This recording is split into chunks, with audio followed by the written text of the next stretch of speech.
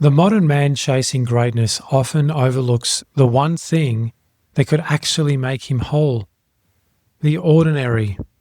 He's been taught to transcend, to ascend, to seek magic, mission, myth, meaning in everything he touches.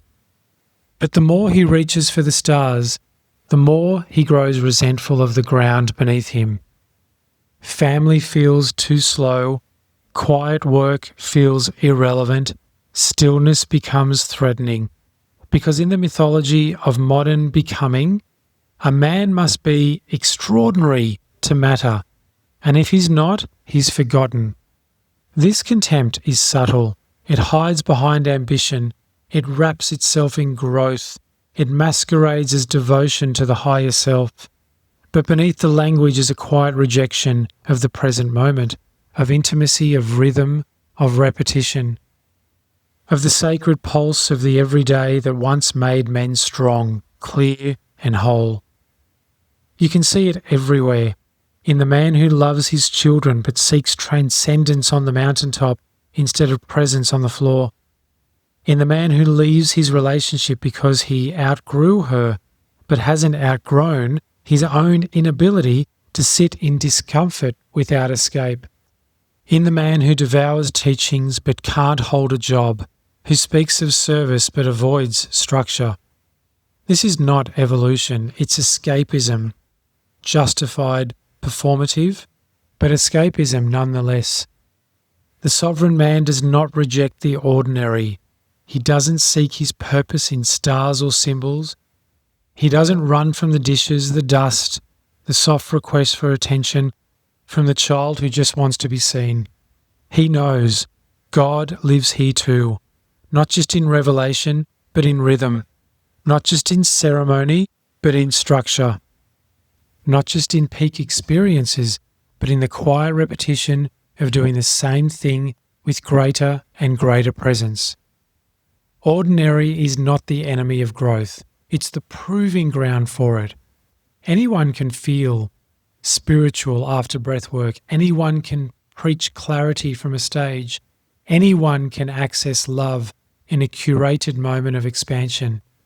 But the man who can sit at the kitchen table tired, unseen, uninterrupted, and still remain present, that is the man who's remembered what most have forgotten, that coherence is not built in fire, it's built in rhythm, and rhythm begins in the ordinary. Contempt for the ordinary is learned. It's passed down through performance culture, entrepreneurial distortions, spiritual hierarchy. We're taught that unless we're growing visibly, then we're failing. That unless something is sacred, it has no value. And unless it makes a story, it isn't worth our energy. But most of life is not a story. It is ground.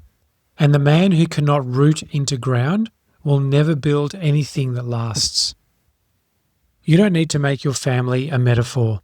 You don't need to turn your relationship into a reflection of your path. You don't need to elevate your daily life to prove your growth. You need to simply live inside it, to meet it, and to stop resisting its pace.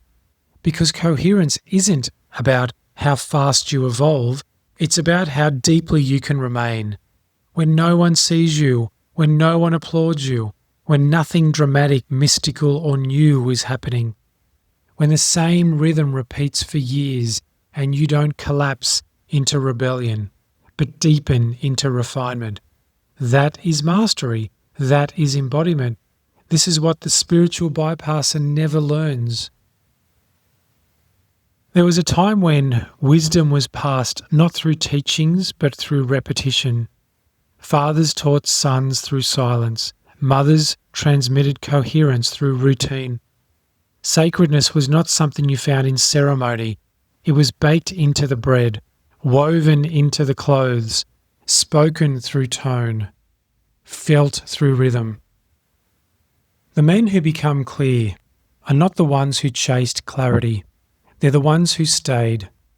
So if the extraordinary feels like a burden, if you're tired of always evolving, if you miss something you cannot name, it may be because you've drifted from the ordinary, from the sacredness of your own feet, from the cadence of simple work, from the truth that the man you want to be is not waiting at the top of a mountain. He's the one who can wash a bowl with the same presence he used to carry a sword.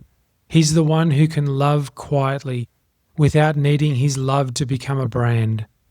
He's the one who doesn't need to elevate every moment because he knows the ground is already holy.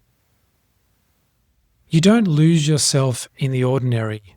You will find yourself there. You'll remember how little you need to prove. You will realize you never needed to be impressive.